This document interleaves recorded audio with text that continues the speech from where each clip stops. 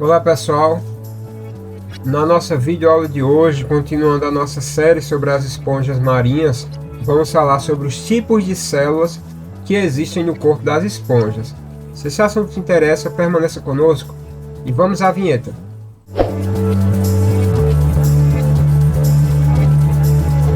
Olá pessoal, bem-vindos ao Curto e Grosso, eu sou o professor Augusto Mota e na nossa videoaula de hoje, continuando a nossa série sobre as esponjas, vamos falar sobre os tipos de células que existem no corpo das esponjas, ok?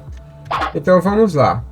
Basicamente, nós iremos ver o seguinte na nossa aula de hoje.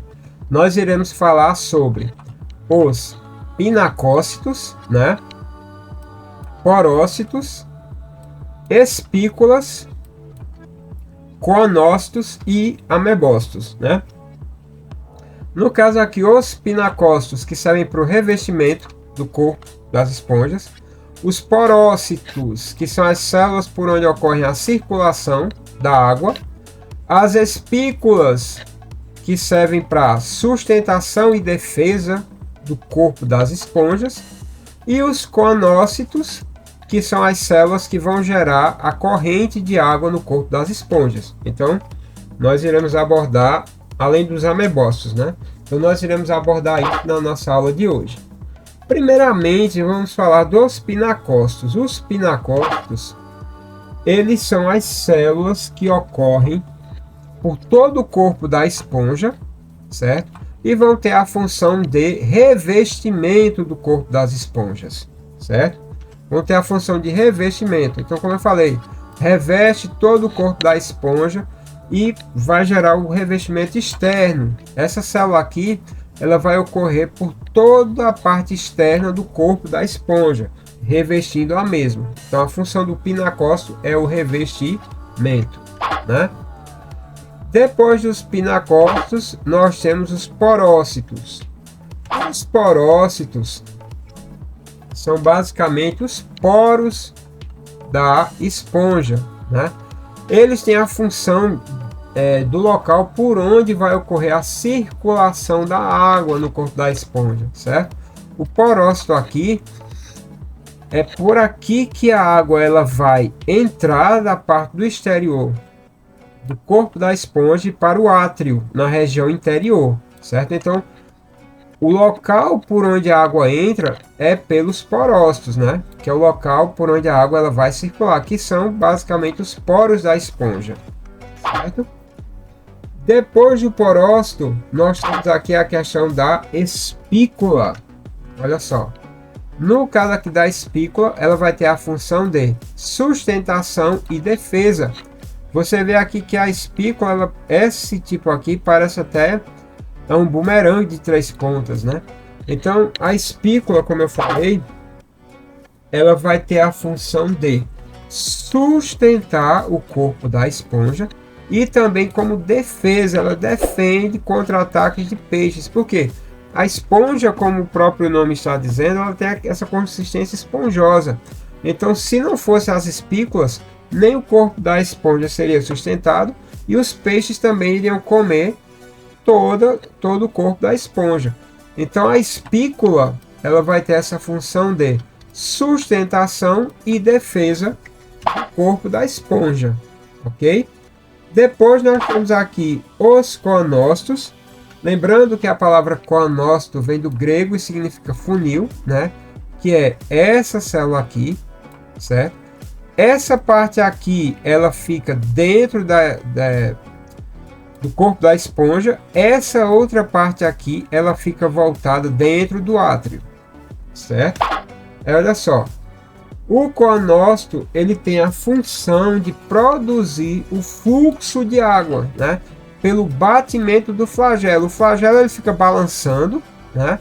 Gerando o fluxo de água dentro do átrio, que eu falei para vocês que o átrio é a parte interna do corpo da esponja. Então lembra, o átrio ele não é um estômago, ele é a parte externa do corpo da esponja. Eu tenho aqui uma esponja, né? Então o átrio é essa região aqui, certo? É essa parte aqui, certo? Então a água ela vai entrar por aqui. E a água ela é puxada justamente pelo batimento do flagelo da esponja.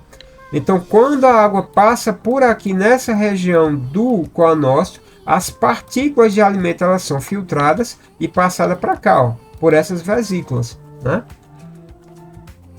Então, o coanócito ele vai ter a função tanto de gerar o fluxo de água, como capturar o alimento, né? Porque as partículas de alimento elas ficam presas aqui nessa parte do coanócito, né?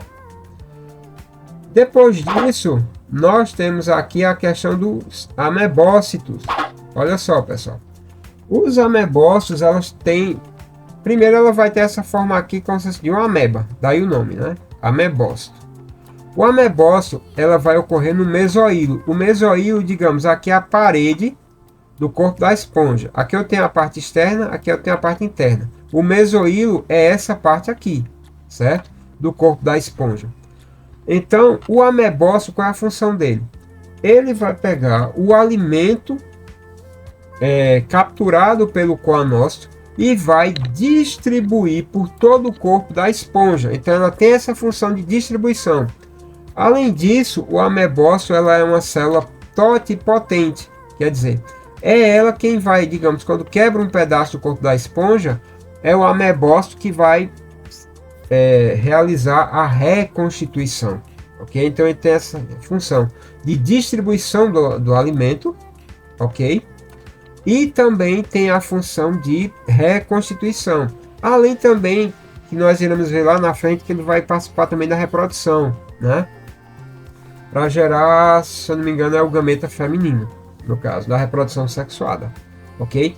Mas devido à totipotência dele, ele pode entrar na questão da reprodução assexuada, que nós iremos ver em uma aula posterior, ok, pessoal? No caso, além das células, nós iremos ver a questão da estrutura corporal, que irá ficar para uma próxima aula, ok, pessoal? Então, se você teve a paciência de ficar até aqui, peço, por favor, deixar seu like, se inscreva no canal, ajude o nosso trabalho, certo? Nos veremos na nossa próxima videoaula. Forte abraço, fiquem com Deus e fui!